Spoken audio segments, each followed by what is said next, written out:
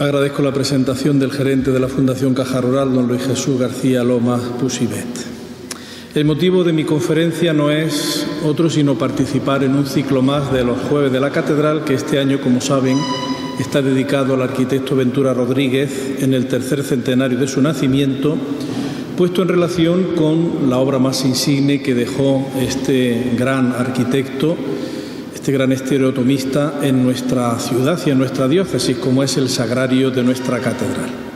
Yo me voy a ceñir a presentarles cómo era la diócesis de Jaén, el reino de Jaén, en esa segunda mitad del siglo XVIII. El sagrario se empieza a construir en 1764 y se termina en 1801, prácticamente podríamos decir la segunda mitad del siglo XVIII, donde, como creo que podré ilustrarles, se produce un cambio epocal, un cambio de época muy importante, un cambio en el que las ideas no van parejas con la evolución artística, como veremos.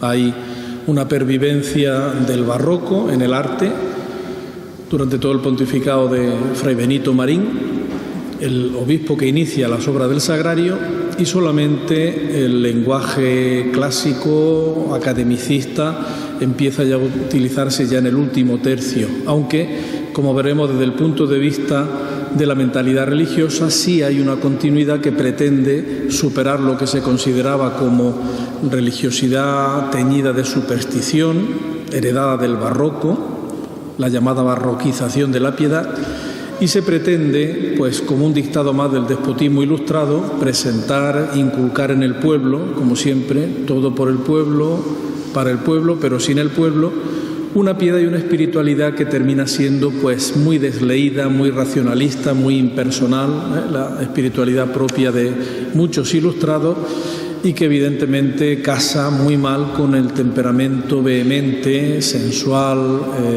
propio de Andalucía, propio de España, pero especialmente de Andalucía. En el informe que en 1766 lo firma el 9 de abril el obispo Fray Benito Marín remite a Roma, el informe de la visita ad limina, ese informe que cada 5 años los obispos tienen que mandar a Roma, todavía es una práctica vigente. Este insigne prelado le comunica al Papa cómo, por su mediación y bajo su patrocinio, se habían llevado a cabo diversas intervenciones en distintos templos de la diócesis. Y cita expresamente la catedral y, sobre todo, el sagrario.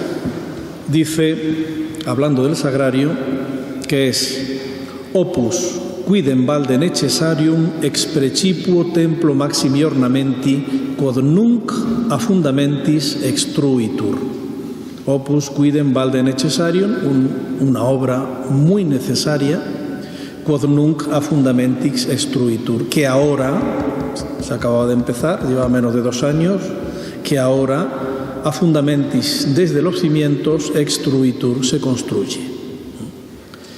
En la edificación de esta última fase de la catedral se vio involucrada toda la diócesis de Jaén, puesto que su edificación no se pudo realizar solamente con los fondos económicos del Cabildo, sino que fue necesario aplicar otros recursos económicos diversos, como el mismo Fray Benito Marín reconoce en el ya citado informe de la visita ad limina de 1766. Como ya he dicho, la construcción del sagrario abarca la mayor parte de la segunda mitad del siglo XVIII. El origen remoto de su edificación era doble. Por una parte, el deseo de concluir la fábrica de la catedral renacentista y barroca. Ya aparece en el plano de Juan de Aranda Salazar de 1634, aparece diseñado el sagrario con una distribución espacial parecida a la que luego diseñaría Ventura Rodríguez. Y por otra parte, obviar las consecuencias negativas que el terremoto de Lisboa, el 1 de noviembre de 1755, había provocado en el edificio catedralicio, construyendo justo en la zona donde había mayor desnivel y, por lo tanto, donde había más vulnerabilidad para la fábrica de la catedral, como una especie de gran bloque de sujeción. Las obras se iniciaron, como ya he dicho, en 1764 y el 22 de marzo de 1801 el obispo Fray Diego Melo de Portugal bendijo el sagrario, quedando así ya concluida la construcción de la catedral. Partimos de la realidad geográfica. La geografía influye. Cuando hablamos de diócesis de Jaén en el siglo XVIII y hablamos de Reino de Jaén, no nos estamos refiriendo a lo que actualmente es el territorio de la diócesis de la provincia de Jaén, que solamente desde el punto de vista civil es de 1833, el territorio actual, 13.495 kilómetros cuadrados, y desde el punto de vista eclesiástico desde 1954, cuando finalmente se integró en la diócesis de Jaén el adelantamiento de Cazorla.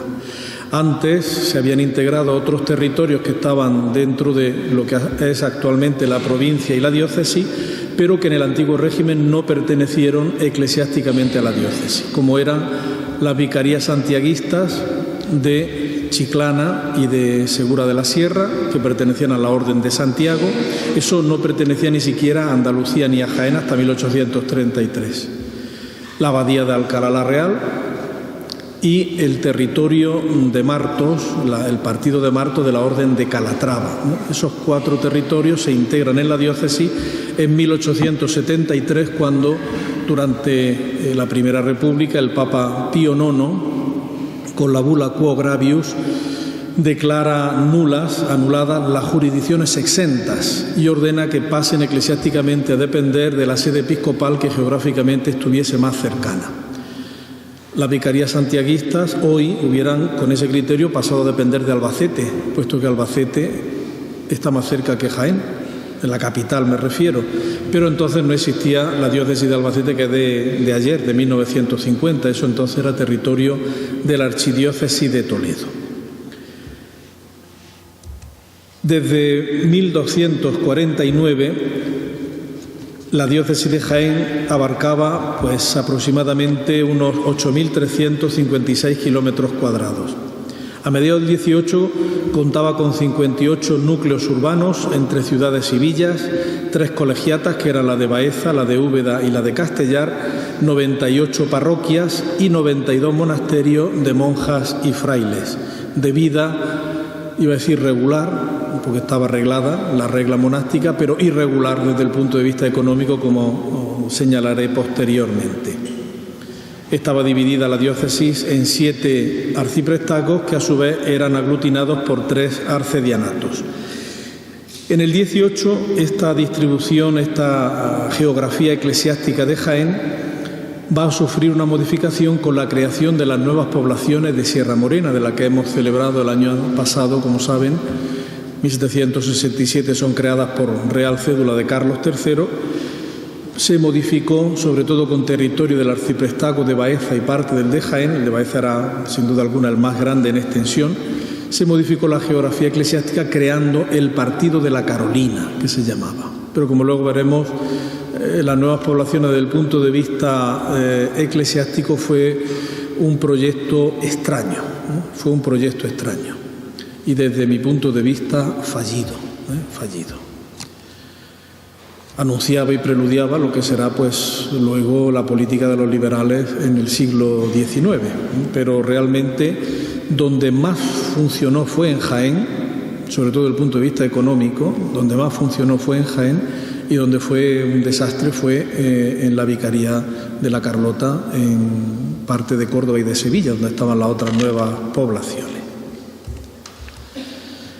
Un personaje muy importante en el inicio, en el arranque de la obra del Sagrario es Fray Benito Marín. Sin duda alguna es uno de los personajes más singulares de la Galería Episcopal de Jaén en el siglo XVIII. Primero, su episcopado fue largo, 19 años. Es el tercero más largo, después del baezano Rodrigo de Narváez, que fue 30 y tantos años en el siglo XIV, y del obispo y del cardenal don Baltasar Moscoso y Sandoval, que fue 26 años obispo de Jaén. Fue obispo de Jaén, como ven ahí, de 1750 a 1769. Nació en Calahorra, en La Rioja, tomó el hábito benedictino, no el agustino, como se repite desde el catálogo de la ciudad de Jaén y su término, que se publicó en los años 80, se hace la transcripción de la errónea, de la lápida, que está bastante deteriorada, de la lauda sepulcral, y dice ex ordine Santi Agustini, no es Santi Benedicti, era benedictino. Y como veremos, intentó sin mucho éxito fomentar la devoción a San Benito aquí en Jaén. Entró, como digo, en el monasterio de Lorenzana el 29 de septiembre de 1708 y pronto sus superiores lo dedicaron a la enseñanza de la teología y al gobierno. Se licenció en teología por la Universidad de Salamanca. Ese es el anuncio de su licenciatura en teología. No se ve muy bien, pero aparece abajo. Benedictus Frater Benedictus Marín, Fray Benito Marín. Cuando se oposita, digamos, para alcanzar el grado de teología de licenciado en la Universidad de Salamanca en 1726. Allí en Salamanca ocupó las cátedras de teología de prima y de vísperas, es decir, la primera hora de clase y la última, que eran las más importantes. Es decir, los grandes profesores daban clase a primera hora y a última. Por lo tanto, cuando se habla de un profesor que ha sido profesor de teología de prima o de vísperas, como se decía, eso significaba que era un profesor, digamos, importante, que tenía empaque. Entre otras cosas, porque en el caso de Salamanca los alumnos votaban también, entraban en la votación para dirimir las horas que los profesores elegían para dar clase, lo cual significaba que tenía un cierto ascendiente también entre su alumnado. En Salamanca fue también abad de San Vicente, hoy en día un monasterio desaparecido, y ahí empezó también a dar señales de una de sus vertientes que en Jaén han perdurado más, que es la actividad de la construcción y de la ornamentación de los edificios religiosos. Adornó la iglesia del antiguo monasterio de San Vicente y la sacristía, y también mandó construir un órgano. Fue abad también del monasterio de Montserrat en Madrid, que todavía existe y todavía lo llevan los benedictinos. Está en la calle, a ver si me acuerdo ahora, donde estaba la Universidad Central, San Bernardo, en la calle San Bernardo. Depende actualmente del monasterio de Santo Domingo de Silos. Se llama de Montserrat porque ahí se refugiaron, después de 1640, los monjes, digo por lo del lazo rojo, de lo del lazo amarillo, perdón, se refugiaron los monjes del monasterio de Montserrat cuando Cataluña se levantó contra Felipe IV, y entonces los que no eran del PDCAT y demás, pues tuvieron que huir y se refugiaron en Madrid. Felipe IV les hizo ese monasterio y continúa todavía teniendo la advocación de Nuestra Señora de Montserrat. Fue examinador sinodal del Obispado de Salamanca, miembro del Consejo Real, renunció al generalato de la Congregación Benedictina en favor de su amigo el padre Herce, pero no pudo zafarse de otras tareas de gobierno civiles porque el rey Fernando VI lo nombró miembro del Consejo Real, lo nombró también obispo efímero, muy poco tiempo estuvo, prácticamente 2 años o 3, de Barbastro, y sobre todo presidente, mejor dicho, de la Junta de la Única Contribución, que es lo que posteriormente sería el catastro de Ensenada. Cuando él ya lo nombra en el 1750 obispo de Jaén, estaba 1 año o 2 en Madrid, viene ya a Jaén, y entonces el marqués de la Ensenada continúa con ese proyecto ilustrado regalista de conocer todas las propiedades, de tener un conocimiento exacto de todos los bienes, tanto urbanos como rústicos, aquí tenemos un especialista, Eloísa, para poder sencillamente sacar dineros. Es decir, en ese sentido fue un predecesor de nuestro paisano, el ministro Montoro. Y de hecho, aquí, en este mismo espacio, se celebró hace unos años una pequeña exposición sobre Fray Benito Marín y la Junta de la Única Contribución, como recuerdo al trabajo que llevó a cabo este benedictino, que como buen fraile pues entendía de dineros. De hecho, es curioso cómo, siendo una época en la que hubo algún momento económicamente no muy boyante, sin embargo, gestionó muy bien el patrimonio, como se ve pues por la cantidad de obras que él promovió y que costeó. Esto ya nos indica también un aspecto de la personalidad de Fray Benito Marín, que es su identificación con la corona. es un fidelísimo servidor de la corona.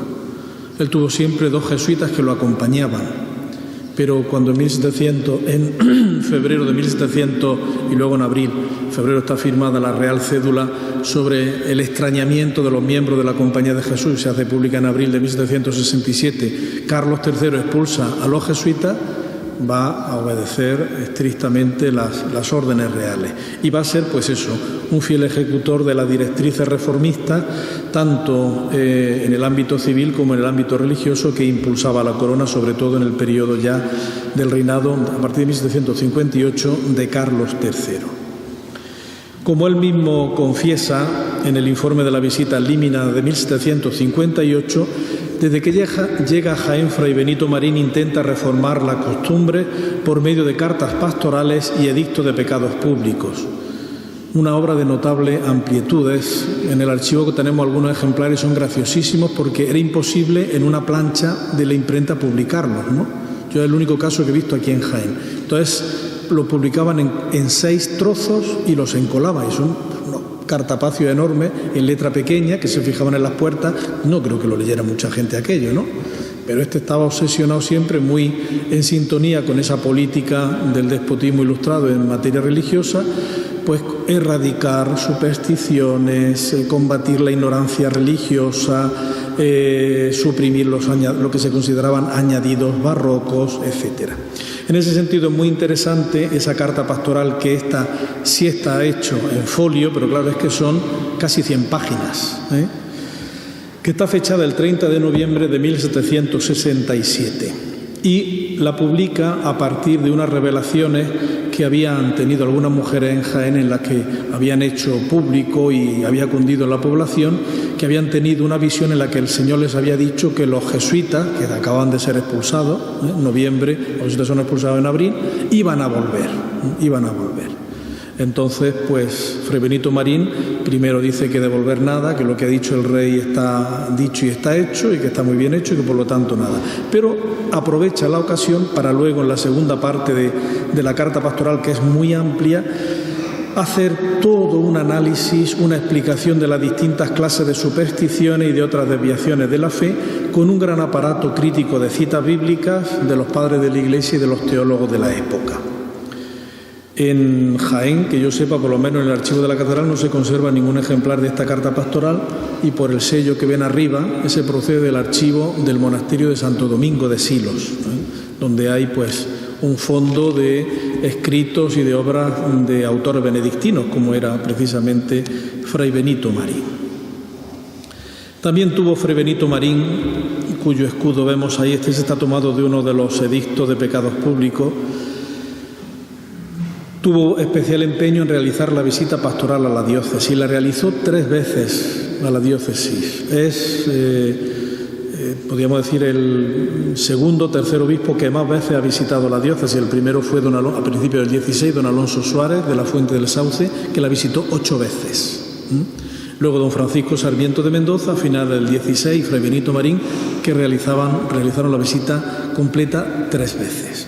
Antes de empezar en 1755 la visita, dirigió a los párrocos, a los priores, como se le llamaba entonces, una carta circular en la que le detallaba cuál era el estilo y las características que él deseaba para la visita.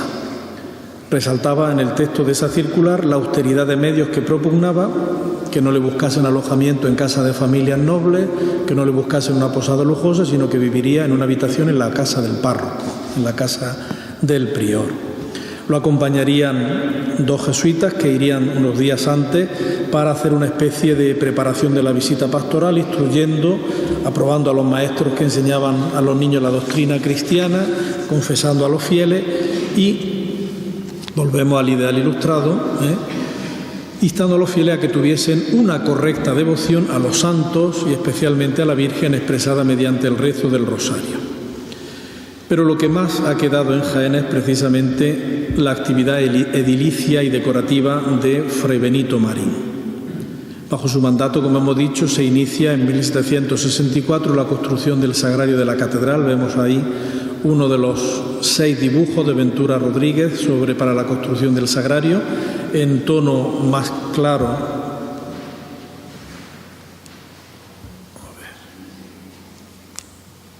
Vemos lo que era la catedral ya construida, la cabecera de la nave del Evangelio con la escalera gótica en la sacristía de la capilla de San Fernando y lo que sería luego ya la construcción más oscura con la fachada inicial que estaba prevista, como ven, con 2 columnas a cada lado y un frontón recto que posteriormente se simplificó con un frontón curvo y una columna a cada lado, nada más. Aquí tenemos esa magnífica cúpula elíptica con los 288 casetones hexagonales, pues muy parecido, muy semejante a los que utiliza Gian Lorenzo Bernini en una cúpula parecida en Sant'Andrea al Quirinale, en Roma, que es evidentemente uno de los motivos de inspiración de Ventura Rodríguez. Sabemos también que, aparte del sagrario, en la iglesia de dejó también construido a sus expensas ese gran retablo de la capilla de San Benito, a cuyos pies él está enterrado y que se termina hacia 1757 con diseño del entonces mejor escultor andaluz, que era Pedro Duque Cornejo. También se le atribuye al mecenazgo de Fray Benito el retablo de la capilla de Santa Teresa, que está justo al lado. Y los 3 retablos de la cabecera de la capilla de la iglesia parroquial, hoy basílica de San Ildefonso, uno de los cuales, el que está justo en la cabecera de la nave del Evangelio, está dedicado a San Benito. San Benito nunca tuvo devoción aquí en Andalucía, porque en Andalucía hubo un priorato, ni siquiera era abadía ni monasterio, un priorato benedictino en Sevilla. No hubo más presencia de la orden benedictina, de los monjes negros. Cistercienses ya sí hubo, basilios, etcétera, pero benedictinos de hábito negro únicamente en Sevilla. Y veremos cómo hasta en cosas pues, muy insignificantes como dicen los italianos, ci teneva proprio, es decir, ese orgullo que él tenía de ser benedictino, pues intentó divulgarlo colocando la iconografía benedictina, como tenemos aquí en ese retablo, o incluso en el retablo de Ánima de San Ildefonso, donde vemos también en lo que es una estructura clásica de deesis o intercesión, la Trinidad, la Virgen María, y normalmente en el arte clásico, puesto que esto es un modelo bizantino, se colocaba San Juan Bautista intercediendo. Pues aquí tenemos a San Benito con la cogulla, que también es de tiempo de Fray Benito Marín, el retablo de ánimas de San Ildefonso, o también la decoración que hace justo encima del presbiterio, en esa bóveda gótica, donde vemos que aparece una pintura de la imposición de la casulla a San Ildefonso por parte de la Virgen y el escudo de Fray Benito Marín. Su escudo aparece pues en el obispado, en el retablo de la iglesia de Cabra de Santo Cristo, es decir, en muchos monumentos, y ha pervivido, pues, por ejemplo, aquí tenemos una Santa Gertrudis, también regalada por Fray Benito Marín, que se conserva en la ermita de Chircales en Valdepeñas de Jaén. Y la última sorpresa ha sido esta: las tapas de la pila bautismal de San Juan, aquí en Jaén, que se presentaron hará un mes prácticamente, la restauración, y curiosamente en una de las tapas, pues aparece una escena de la obra Los Diálogos de San Gregorio Magno, donde se recoge la vida de San Benito, que es el encuentro con su hermana Santa Escolástica, en la que se narra cómo pues se veían los hermanos en Subiaco, se veían una vez al año, nada más, pasaban el día en amable y fraterna plática, y cuando ya San Benito le dijo a la hermana que tenía que volver al monasterio porque iba a ser ya de noche, la hermana se recogió en oración, porque quería seguir con su hermano, y entonces empezó una lluvia tal que le fue imposible a San Benito volver al monasterio de Subiaco de arriba, al Sacro Especo, que se llama actualmente. Pues en algo tan, digamos, secundario como es la tapa de una pila bautismal, aparece la huella de Fray Benito Marín, porque evidentemente ni devocionalmente ni en el universo, en el imaginario religioso de la época, San Benito y Santa Escolástica estaban, por decirlo así, en el hit parade de los santos en primera posición, en la pole position, ni mucho menos, ¿no? Ahí está evidentemente el influjo de Fray Benito Marín. Y también todavía campea en la puerta del palacio de los marqueses de Villardón, del conde de Villardón Pardo, junto con el escudo de Fernando VI, el escudo de Fray Benito Marín, puesto que él fue el promotor de la creación del hospicio, que como saben, pues desde el siglo XVIII ha sido hospicio hasta, pues no sé, los años 60 aproximadamente de este siglo. Con lo cual, pues, evidentemente, aparte de la necesidad de crear esa sujeción para la catedral que se había puesto en evidencia con el terremoto de Lisboa, el interés y la afición de Fray Benito Marín por las artes, por la construcción, está como causa importante en el inicio de las obras del Sagrario. ¿Cómo era la vida monástica en el Jaén del 18? Pues como era prácticamente a lo largo de todo el antiguo régimen, superpoblada y con un porcentaje notable de carencia de recursos económicos. Eso es desde el reinado de Isabel la Católica. Las cortes de Castilla empiezan siempre con memoriales diciendo que se reduzca el número de religiosos, que no se den autorización para fundar nuevos conventos de frailes y de monjas. Pensad, por ejemplo, eso lo sabe muy bien don Dámaso Chicharro, la oposición de la ciudad de Ávila cuando Santa Teresa de Jesús crea el monasterio de San José sin patrimonio, con lo cual la ciudad dice, pues, otra boca más que llenar, esto no se puede mantener. El Papa Benedicto XIV, que era un gran ilustrado, se carteaba con Voltaire, ordenó a los obispos españoles que le mandasen un informe de la vida religiosa en cada una de sus diócesis, en la fecha de 1764. Y Fray Benito Marín, que era muy puntilloso, le remite al Papa un estudio pormenorizado de los 92 monasterios que había entonces en la diócesis de Jaén. Ofrece una notable gama de datos, desde la renta de cada convento, la observancia de la vida religiosa, el número de religiosos o religiosas que los habitaban y el juicio final que hace, la valoración conclusiva que ofrece Fray Benito Marín de la vida religiosa en aquel Jaén de la segunda mitad del 18 es severa y sombría.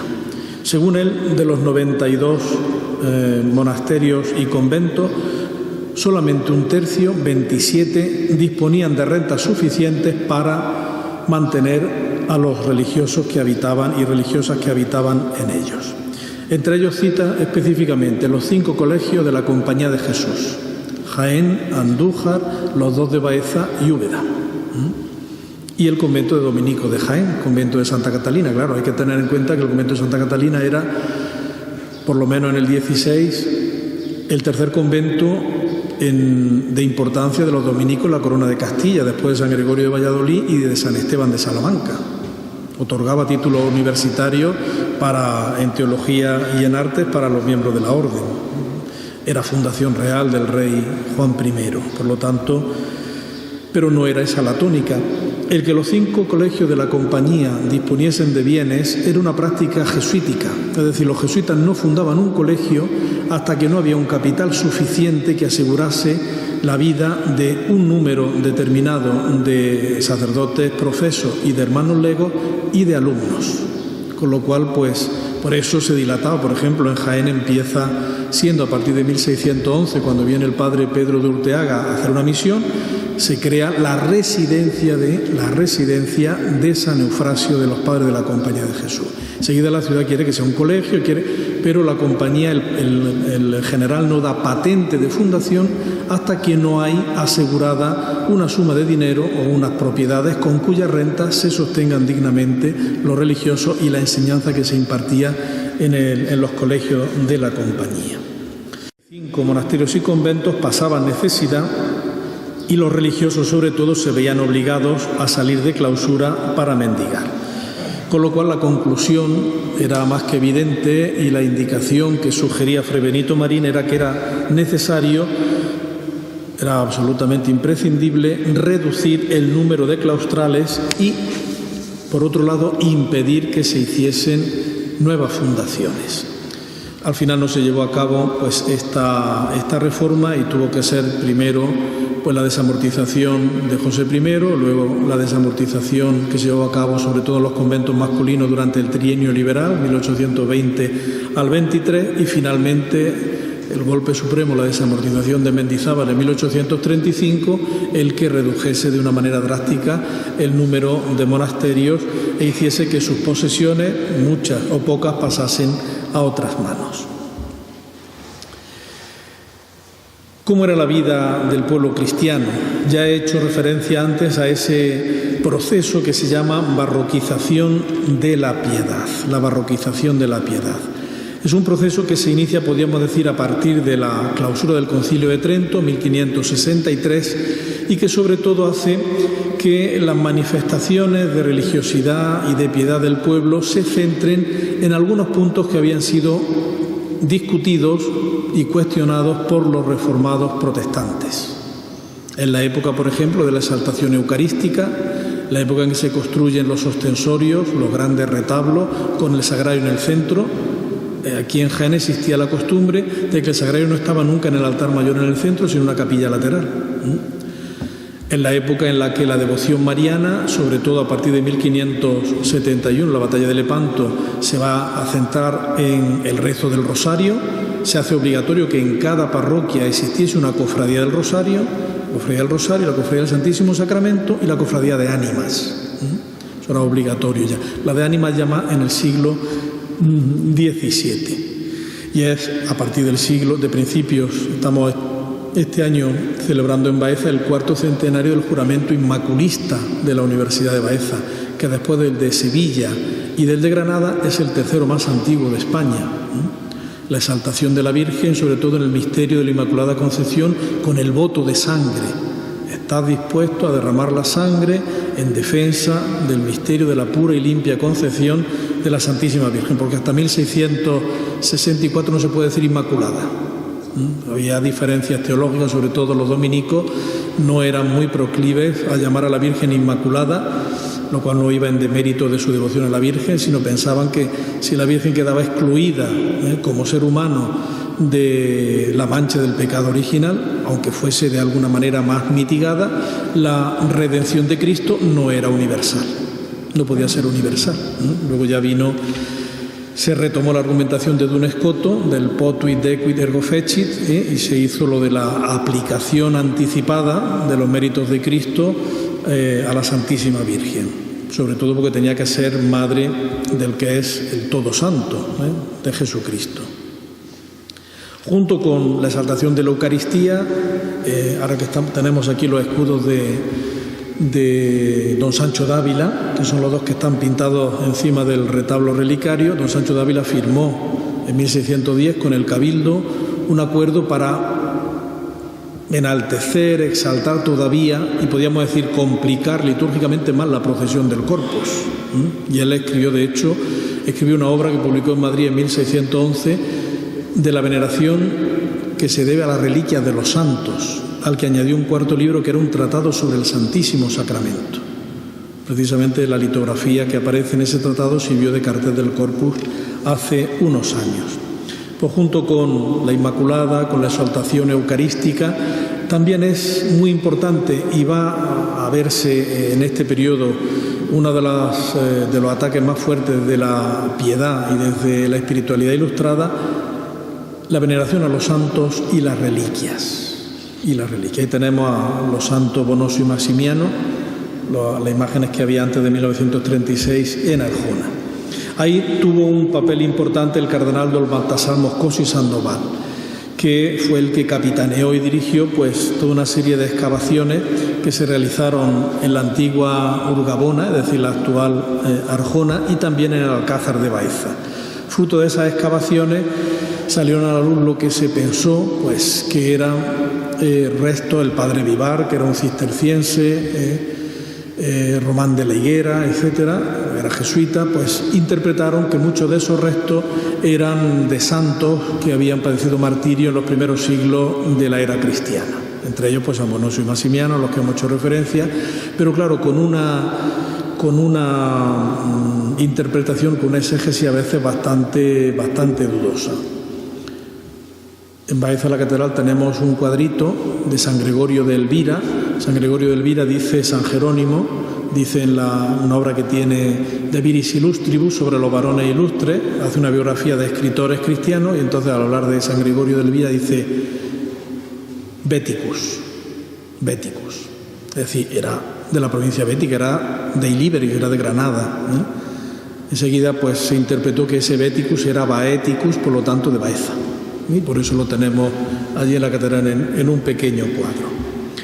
A pesar de que el mismo cardenal Sandoval en el sínodo de 1624 estableció pues, los requisitos que se tenían que seguir para la pública veneración de las reliquias y el reconocimiento de los milagros, sin embargo enseguida se multiplicaron pinturas, esbotos, etcétera, puesto que la interpretación que se hacía era precisamente que la reliquia tenía, en cierto modo, no era simplemente el recuerdo de una vida cristiana vivida con plenitud, en el caso sobre todo de los mártires, sino una especie de talismán o de instrumento de poder frente a las enfermedades, las epidemias, etcétera. Hay que recordar que entonces la esperanza de vida pues no era muy larga, ¿no? Y las epidemias de peste pues eran frecuentes. También en este periodo se llevó a cabo pues, una potenciación de los aspectos que podríamos llamar más emocionales y más sensuales en el sentido de sensitivos de la espiritualidad, muy propia del barroco. Pensemos, por ejemplo, que se prohíbe, se prohíbe, como digo, lo diré después en 1786, el sermón del desenclavamiento. Un sermón que se hacía con los Cristos articulados, todavía queda algún Cristo de estos articulados, como uno que hay en Santa María de Alcaudete, que estaba crucificado, y entonces la tarde del Viernes Santo se hacía el sermón, se iba desenclavando, el sacerdote pues con palabra convincente, saltada, con gesticulación, supongo que al estilo que criticaba el padre Hil en su Fray Gerundio de Campaza, pues instaba al pueblo a que llorase sus pecados porque estaba evidentemente viendo cuál había sido el pago de su redención. Y entonces pues aquello debía ser un griterío y un lagrimerío y una cosa pues tremenda, ¿no? Tremenda, claro. En 1786 se prohibió tajantemente por los desmanes que se seguían, decía del sermón del desenclavamiento. En este sentido también la proliferación de cofradías y la falta de control sobre las cofradías tuvo como consecuencia el que no solamente el poder eclesiástico, sino también el poder civil intentase encauzar estas realidades religiosas. La expresión máxima fue el expediente general para el arreglo o extinción de cofradías que inició Carlos III y que no sirvió nada más que para recoger, que hoy se conserva en el Archivo Histórico Nacional, una gran cantidad de documentación y de estatutos de cofradía, y que no se llevó a cabo pues porque en 1788 muere Carlos III y es un proyecto que se abandona, y luego ya pues el nuevo equipo de gobierno de Carlos IV no se muestra interesado. Pero, por ejemplo, para que nos hagamos una idea, la romería de la Virgen de la Cabeza estuvo a punto de ser prohibida. Y hay varias instancias del párroco de Montoro, como luego hablaremos del mismo de Amazas, pidiendo que se prohibiese terminantemente por la autoridad civil la romería de la Virgen de la Cabeza. Aquí tenemos el plano que hace don Martín Jimena Jurado de lo que era el Alcázar, secretario del cardenal Moscoso y Sandoval, natural de Villanueva de la Reina, lo que era el Alcázar de Arjona. Como he dicho antes, la vida religiosa del Jaén del 18 está también marcada por una nueva realidad política, social, económica y también religiosa, que son las nuevas poblaciones de Sierra Morena. Las nuevas poblaciones de Sierra Morena constituyen un proyecto pastoral regalista, un proyecto en el que el gobierno de Carlos III muestra una vez más ese deseo que aparece ya desde principios de la Edad Moderna, de los gobiernos que se van convirtiendo en monarquías absolutas, de controlar la Iglesia y de convertirla pues, en un organismo estatal más. El decreto fundacional, en el caso concreto de España, el concordato de 1737 y luego ya el de 1753 ponía prácticamente en manos del rey toda la Iglesia de España. El rey ya no nombraba solamente los beneficios mayores, es decir, abades y obispos, sino que la Santa Sede se reservaba el nombramiento de 9 beneficios en toda España. En Jaén, un beneficio simple en Arjonilla, lo único. Todo lo demás era nombramiento directo del rey. Por ejemplo, Deán Maza fue deán por real cédula de Carlos IV, no por bula papal, real cédula de Carlos IV. El decreto fundacional de las nuevas poblaciones es la real cédula de Carlos III de 5 de julio de 1767. Ahí se recogían, pues, en el fuero, toda una serie de capítulos relativos a la vida religiosa. Se disponía, pues, que cada 3, 4 o 5 poblaciones formasen una feligresía y tuviesen un párroco, capítulo 14, que se construyese una iglesia con habitación y puerta para el párroco, capítulos 14 y 15. La elección del párroco correría a cargo del superintendente de las nuevas poblaciones en nombre del rey, tratándose de sacerdotes extranjeros, pero cesando la necesidad de esto, la elección sería por concurso con relación de todos los aprobados para que la Cámara consultase y nombrase en nombre del monarca en virtud del patronato real. Al obispo solamente le correspondía dar la licencia para que pudiesen celebrar misa y confesar. Los diezmos pertenecerían por completo a la corona para enjugar los gastos de instalación de las nuevas poblaciones. Se aplicarían a los párrocos la renta de las capellanías de los extinguidos colegios de la Compañía de Jesús, pero mientras eso se hacía, se aplicaría, los párrocos cobrarían de la hacienda real. Los pobladores tendrían que ayudar a la construcción de la iglesia y luego en su sucesiva y posterior reparación, y algo muy ilustrado, se prohibía que se estableciesen en las nuevas poblaciones comunidades religiosas, monasterios y conventos. ¿Qué ocurrió de esto? Pues ocurrió que sencillamente desde el punto de vista económico había una modificación profunda. Las parroquias se sostenían económicamente con el sistema decimal, con la 10ª parte de los ingresos de las operaciones económicas de sus feligreses, desde la Edad Media hasta la llegada del liberalismo. Al quitar ese recurso económico, lo que hubo fue penuria, porque la Real Hacienda, primero, no aplicó la renta de las capellanías de los antiguos colegios jesuitas, pero tampoco pagaba. Con lo cual, al final, lo que ocurrió en Jaén fue que el obispo don Antonio Gómez de la Torre Jarabeitia, el sucesor de Fray Benito Marín, pues consideró que los capellanes de las nuevas poblaciones eran como si fueran del clero secular y les pasaba un estipendio. Pero el obispo de Córdoba y el arzobispo de Sevilla, que dijeron que tururú, es decir, si esto es de la corona, que lo pague la corona, pues los pobres, hay cartas tremendas en las que muestran la absoluta penuria que tenían, ni siquiera dinero para comprar vino y formas para celebrar la misa. En el caso concreto de nuestra provincia y diócesis, se creó una capellanía y vicaría, la de la Carolina, que englobaba la Carolina con sus aldeas, Carboneros, Guarromán, Arquillo, Santa Elena, también Almuradiel, aunque estuviese en la actual provincia de Ciudad Real, Aldea Quemada, Montizón y El Rumblar.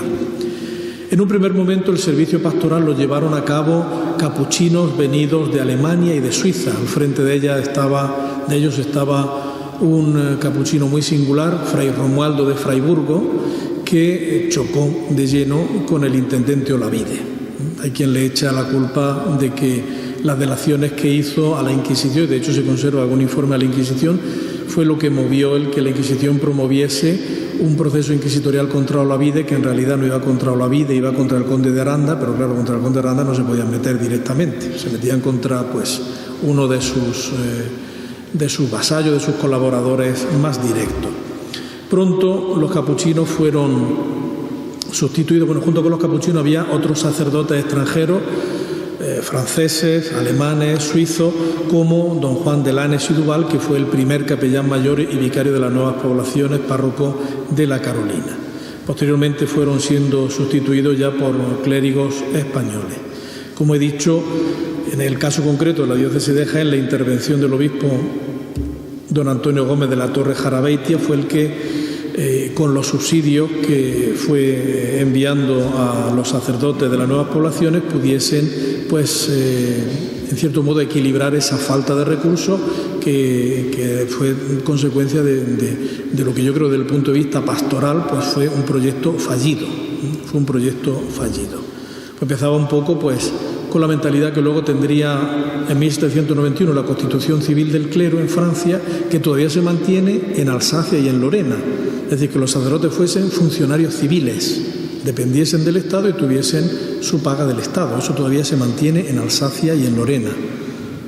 Solo creó la Constitución Civil del Clero y luego el concordato entre Pío VII y Napoleón de 1801 lo sancionó, y ese concordato todavía se mantiene en Francia, en Alsacia y en Lorena, a pesar de la Ley de Separación Iglesia-Estado de 1905, porque entonces Alsacia y Lorena pertenecían desde 1870 al Imperio Alemán. Por eso no se pudo aplicar esa ley de 1905. He hecho referencia ya, y aparece en el subtítulo de esta conferencia, a ese cambio epocal en la Iglesia de Jaén. Ese cambio epocal queda, en cierto modo, materializado, le pone rostro y nombre el deán don José Martínez de Mazas, que fue gobernador eclesiástico sede plena de 1784 a 1794. Es gobernador eclesiástico porque el obispo don Agustín Rubín de Ceballos, que había llegado a la diócesis en 1780, es nombrado inquisidor general en 1784, en febrero del 84, y entonces se tiene que marchar a Madrid a residir allí. Y allí morirá en 1793.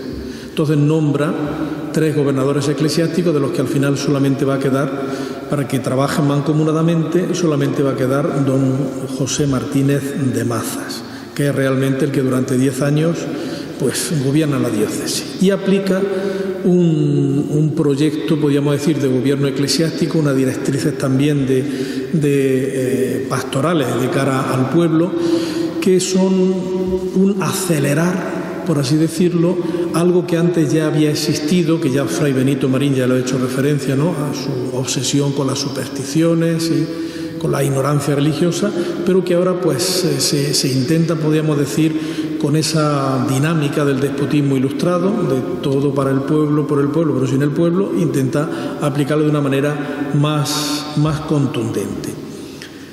En cierto modo podemos decir que en muy breve espacio de tiempo hay una evolución, no solamente en el arte, sino también en la mentalidad religiosa, menos en la mentalidad religiosa, más en el arte, que muestra este cambio de paradigma, este cambio epocal. Por eso he puesto la capilla de San Benito, que se termina en 1757, y la capilla de San Eufrasio. Fray Benito Marín costea la primera y está enterrado en ella, don Agustín Rubín de Ceballos costea la segunda y está enterrado en ella. Y están las dos frente por frente, una en la primera capilla, la de San Benito, de la nave de la Epístola, y la de San Eufrasio, la primera, de la nave del Evangelio. Pues fijaos cómo en poco más de 30 años hay un cambio absolutamente drástico en el lenguaje artístico y en la mentalidad que eso expresa. La capilla de San Benito es un retablo donde no hay realmente órdenes arquitectónicos, donde no hay una referencia a la arquitectura como soporte decorativo del retablo. Es todo pues puro movimiento, curvas, óvalos con escenas de la vida de San Benito, mientras que el retablo de la derecha, muy academicista, el retablo de la capilla de San Eufrasio, pues como ven es pues, de un neoclásico purísimo, austero, muy francés. Lo digo aprovechando, aquí no está la reliquia de San Eufrasio, ¿no? Ahí había, en esa capilla había una imagen de 1,15 metros de plata de San Eufrasio que desapareció en el 1936, que también costeó don Agustín Rubín de Ceballos. Aquí lo que tenemos es la reliquia de un papa, de San Pío I, que fue papa del año 140 al 155. Como esa capilla la construyó a sus expensas don Agustín Rubín de Ceballos, que era del consejo de Carlos III, era inquisidor general y había sido testamentario de Carlos III, pues le pidió al Papa Pío VI una reliquia para su capilla y, por ser vos quien sois, el Papa desde la Basílica Vaticana le envió la reliquia de San Pío I. Así que entre las curiosidades de nuestra catedral es que tenemos también los restos, no nos metemos en historicidad ni en Carbono 14, eso más vale no meterse, de San Pío I, que fue Papa, como digo, del 140 al 155. Vemos a don Agustín Rubín de Ceballos el cuadro del episcopologio y el cuadro de la izquierda que está en la sacristía de la parroquia de Dueñas en Palencia, donde él fue bautizado. Ven cómo en los dos tiene la orden de Carlos III, con los colores de la Inmaculada, que son los colores de la Orden de Carlos III. Pues es precisamente don Agustín Rubín de Ceballos el que nombra gobernador eclesiástico a el deán, entonces todavía era canónigo penitenciario desde 1764, don José Martínez de Mazas. Y en su gobierno, en su proyecto reformista, Mazas va a tener, podríamos decir, como 3 puntos fundamentales. En primer lugar, el gobierno de Mazas buscó una agilización de las tareas administrativas y materiales del obispado, que en definitiva no es sino reflejo de esa racionalización progresiva que a lo largo del siglo XVIII se fue aplicando a los órganos de gobierno, empezando por los órganos del Estado. Una de las mejoras de Mazas fue precisamente la economía.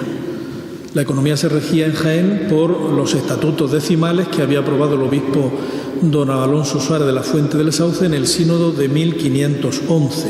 Los tenéis aquí donde empieza. Como se habían introducido muy pocas modificaciones, pero se había perdido la memoria y había prácticas económicas en sobre todo la recepción de los diezmos que no se llevaban a cabo de manera correcta, en 1786 ordenó el gobernador Mazas que se publicase un cuaderno específico y se repartiese en todas las parroquias. Tenemos todavía una caja entera arriba en el archivo de cuadernillo de ese tipo. También en esa misma dinámica, el deán Mazas renovó en profundidad el modo de practicar y de realizar las matrículas de las parroquias. Ya saben que las matrículas eran el censo de las parroquias que se hacía a partir de la confesión y de la comunión pascual. Se daba el billete de confesión y entonces había que mandar todos los años en cada. Eso es muy importante, sobre todo para la demografía, porque en cada parroquia tenemos varios. Se llamaba status animarum. Venía la parroquia, la calle, la casa, el número y quién vivía. El padre menganito, la madre fulanita, 3 hijos, la abuela, lo que sea, ¿no? Con lo cual hay un conocimiento muy exhaustivo. Los primeros que conservamos aquí en la catedral son del sagrario de mediados del siglo XVII. Hacer de un modo mucho más preciso la matrícula de las parroquias, los status animarum, está inspirado en el censo de habitantes del reino que se conoce como el censo de Florida Blanca. En segundo lugar, Mazas se caracteriza también por aceptar sin ningún tipo de escrúpulos las mejores aportaciones de la ciencia moderna, aplicándolas a la teología, a la historia y a la pastoral. Es un ilustrado que tiene una gran biblioteca. A mediados del 19, el lectoral de esta catedral, don Manuel Muñoz Garnica, publicó una biografía del deán Mazas y ahí señalaba entre las cualidades de Mazas, cito textualmente, su amor a las ciencias modernas. Y si nosotros leemos sus obras impresas, como es el retrato al natural de la ciudad de Jaén, o sus obras manuscritas, como es ese memorial al muy venerable estado eclesiástico del obispado de Jaén sobre el indebido culto que se da a muchos santos no canonizados o que no le pertenecen por otro título que de los falsos cronicones, que escribió en 1771, vemos cómo cita pues, a los grandes autores de la época, biblistas como Calmet, Duhamel, también teólogos morales o autores espirituales como el cardenal Giovanni Bona, como Maratti, cita al gran Papa Ilustrado, a Benedicto XIV, etcétera, etcétera.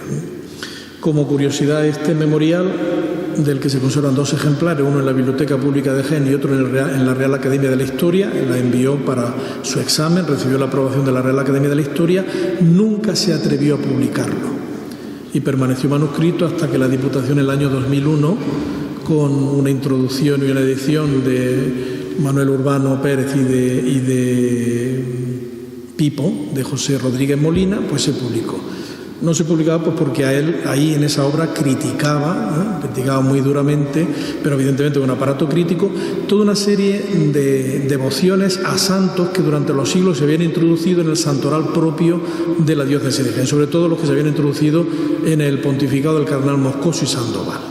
Y eso pues, bueno, evidentemente tiene un capítulo dedicado a la romería de la Virgen de la Cabeza que es de antología, que eso es de antología, es de antología, con esa idea tan exquisita, digamos, de la religiosidad y tan irreal a la vez, y tan irreal. Por eso en la obra de Incluso en algunas de sus instrucciones pastorales aparecen referencias pues, a la moderna metodología histórica, no a Anales del cardenal Cesare Baronio, al creador de la diplomática moderna, Jean Mabillon, a quien Mazas califica como insigne y piadoso, con su obra clásica de Red Diplomática publicada en 1681, cita a su antecesor en el deanato de Jaén, el cardenal benedictino José Sáenz de Aguirre, que hizo la primera edición, podríamos decir, crítica, todavía se puede citar en una obra histórica seria, de los concilios españoles, la Collectio Maxima Conciliorum Omnium Hispani et Novi Orbis. Fue deán de la Catedral de Jaén, pero viviendo en Roma. Era un benedictino que apoyó mucho con una obra de teología, de eclesiología, al Papa Inocencio XI en su lucha contra Luis XIV de Francia, y el Papa lo recompensó haciéndolo cardenal, pero claro, tenía que vivir de algo, y entonces lo hizo deán de la Catedral, pero no vino aquí nunca. Personaje muy, muy interesante también. Cita también, pues, a los volandistas, a Paperbroek, a Jean Voland, los jesuitas autores de una obra que todavía se publica, que es las Acta Santorum. Acta Santorum es por meses y por días, es el estudio crítico de todos los documentos y noticias que se tienen sobre los santos para dirimir su historicidad o su no historicidad. Precisamente Mazas, que es tan crítico con muchas devociones, se muestra absolutamente partidario de la devoción a San Eufrasio, sencillamente porque aparece el 1 de enero, que es cuando se celebraba antiguamente, aparece en el tomo primero del Acta Santorum, aparece pues una gran cantidad de documentos sobre San Eufrasio y su estancia en Jaén. Finalmente, el tercer elemento de esa renovación que quiso Mazas para la diócesis de Jaén ya en el último tercio del siglo XVIII es su acción de gobierno con instrumentos que calasen en el clero y en el pueblo cristiano. El primero de esos instrumentos es la visita pastoral. Para eso realizó ese documento, una breve instrucción para un visitador eclesiástico del Obispado de Jaén, que según Muñoz Garnica pudiera llamarse con propiedad sabia instrucción. Lo que hace Mazas ahí es confeccionar un perfecto manual de los visitadores, los sacerdotes que iban visitando las parroquias, especificando qué ámbitos tenían que inspeccionarse, las medidas que tenían que aplicar para reformar los abusos y las desviaciones que se hubieran producido, y algunas cosas que nos suenan tan curiosas como, por ejemplo, el aconsejar que en verano las ventanas de las parroquias estuviesen abiertas para evitar la fetidez de los cadáveres, porque como saben todavía no existían es justo en este periodo cuando hay una consulta del rey Carlos IV sobre la necesidad de crear cementerios fuera de los templos. Hasta entonces se enterraban en los templos, y claro, pues, la policía funeraria no era precisamente la que hay hoy. Entonces, pues llama la atención leyendo la instrucción que mandase Mazas eso, que se aconsejase a los priores que en verano estuvieran abiertas las ventanas para evitar la fetidez de los cadáveres. Otro instrumento de Mazas fue la publicación de circulares ya en nombre propio o bien en nombre del obispo sobre la enseñanza del catecismo, el culto a la Eucaristía, donde, por ejemplo, en este caso es el obispo Rubín de Ceballos, se ordena que en cada parroquia hubiese un tabernáculo para la exposición del Santísimo. La idea era centrar la devoción de los fieles en la Eucaristía y quitar la devoción a los santos, a la reliquia, a lo que se consideraba como secundario, y él dio ejemplo precisamente costeando a su expensa el tabernáculo de aquí del altar mayor de la catedral. Y finalmente, la renovación de la legislación particular de la diócesis, que era el sínodo, entonces el último que se había celebrado, el del cardenal Moscoso y Sandoval de 1624, pero que no quedaban ya ejemplares, con lo cual Martínez de Maza ordenó al impresor de la dignidad episcopal, Pedro José de Doblas, que realizase una nueva edición en 1787. Devoción del pueblo. Una devoción que tenía que ser, como dice Ludovico Antonio Muratori, en una obra clásica, la devoción arreglada del cristiano, que la veis a la izquierda, de la devozione regolata, se dice en italiano, del cristiano. Fue una obra que significó, pues podríamos decir, un punto de partida para los reformadores religiosos identificados con los principios de la Ilustración. Muratori, y luego todos los que le siguen, entre ellos también Martínez de Maza, hacían mucho hincapié en que la devoción del cristiano tenía que estar regulada por la mesura, por la buena razón, por el buen gusto, con lo cual la emotividad, los excesos, había que intentar atajarlos y, si es posible, suprimirlos. Algo en lo que ya también, como he dicho antes, se había empeñado Fray Benito Marín con esa crítica que hacía continua en sus decretos de pecados públicos a los distintos tipos de supersticiones y de abusos que se daban y que se producían en las iglesias. ¿Cómo se combatía la superstición? En primer lugar, para Martínez de Maza, la superstición es consecuencia de la ignorancia religiosa. Y lo que hay que hacer es fundamentalmente fomentar la educación catequética, la educación de la doctrina cristiana, para que se formase un laicado culto, que conociese los rudimentos de su fe y que así saliese de esa ignorancia religiosa que le aquejaba. Es cierto que en la primera mitad del siglo XVIII se detecta una crisis, un bajón, un declinar del empeño por catequizar a los fieles cristianos. Eso provocó que el Papa Benedicto XIV, a mediados del XVIII, publicase un breve instando a los obispos a favorecer la enseñanza del catecismo. En ese contexto no extraña que lo que podemos denominar como ilustración católica, es decir, el movimiento que intentó renovar a la luz de los principios admisibles para la fe cristiana de la Ilustración la vida de los fieles, pusiese también en la enseñanza del catecismo uno de los puntos importantes para defender el ámbito de la fe, de la ignorancia y del error. En 1788, el obispo Robín de Zavallo hizo público un edicto y una carta pastoral centrada en la enseñanza de la fe cristiana, en la que volvía, ya era desde 1742, a recordar que el catecismo oficial en la diócesis era el catecismo de Ripalda, y ordenando que en todas las parroquias se utilizara al menos un cuarto de hora de la predicación para enseñar de modo catequético algún punto de la doctrina cristiana. Se llevó a cabo la impresión de esa edición del Catecismo de Ripalda a cargo del impresor de la dignidad episcopal, Pedro José de Doblas, pero en Jaén no tenemos ningún ejemplar. El único ejemplar que yo he localizado está en la Biblioteca Episcopal de Barcelona, que pronto tendremos en Google Books porque están digitalizando esa biblioteca. Pero aquí en Jaén, en la provincia, por lo menos en biblioteca accesible, yo no he encontrado ningún ejemplar. También Maza se había ocupado ya de la catequesis en la breve instrucción para un visitador de la diócesis de Jaén, en la que daba instrucciones a los visitadores sobre los libros que le tenía que recomendar a los párrocos para que explicasen mejor la doctrina cristiana. Y citaba, pues, el Amato Puget, las instrucciones generales en forma de catecismo de ese presbítero Francisco Amado Puget, que era un oratoriano francés, la obra de Claus o Marc Antonio. También este libro se conocía como el Catecismo de Montpellier porque había sido apoyada su publicación por un obispo jansenista, había estado en el índice de libros prohibidos romano desde 1721, en el español desde 1747, pero un edicto de 1782 ya había levantado la prohibición y se podía utilizar. Por eso lo indicaba y lo recomendaba Mazas.